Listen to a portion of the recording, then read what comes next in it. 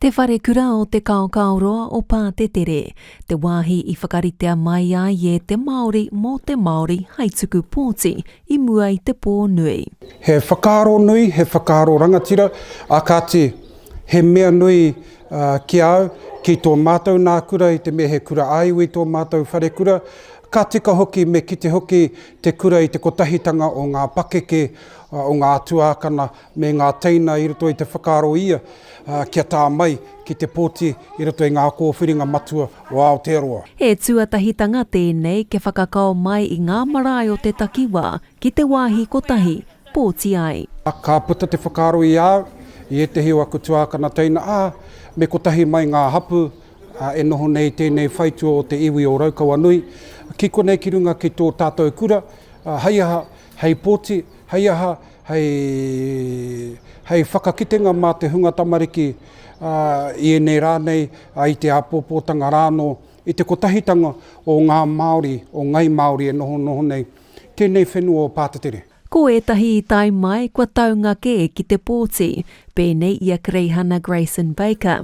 Tō ia mai ai e ia wana mokopuna, kia marama ai rātou ki te hirahira o te tuku pōti. It means a lot to me to bring my mokopunas down here because it gives them a foundation and an understanding of what the electoral system is all about.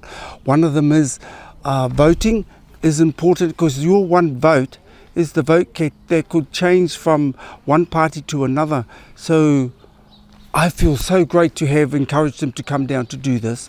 Ko etahi atu he waiwai tapu ki te whare pōti. I te ahua māharaharau I te tuatahi engari I te wā I haere ai ki roto I tino āwhina ngā kaioko me ngā kai āwhina no reira I tau te wairoa and kaore I tino āwangawanga. Kei te takiwā o te kotahirau e 80 mano ngā Māori kaore I pōti I tērā tau kōwhiringa.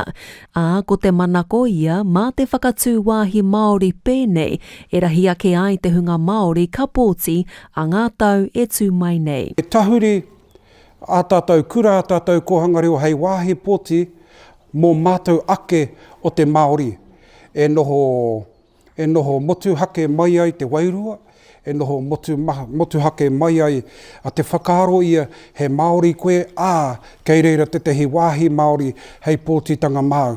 E hara I te mea ka noho wehe a ngai Māori me ngai Pākehā me te hunga tangata tiriti nei. Engari pēia ko te whakatū I tētahi wāhi e noho haumaru ai, te ahurea Māori, te tangata Māori, te mokopuna Māori, I roto I tōna no tai ao ki te pōti. Nā wari noi ho te hara mai ki te Wharekura nei. E pai ake pei nā whare Pākehā. We feel so much more comfortable with our own surroundings because that's important. We must show that challenges can be overcome with courage and wisdom and we are here to help them and guide them. He huarahi e kotahirau ōrau ai pea te Māori ka tuku pōti a te toru tau. Wikitoria Day, mā Aukaha.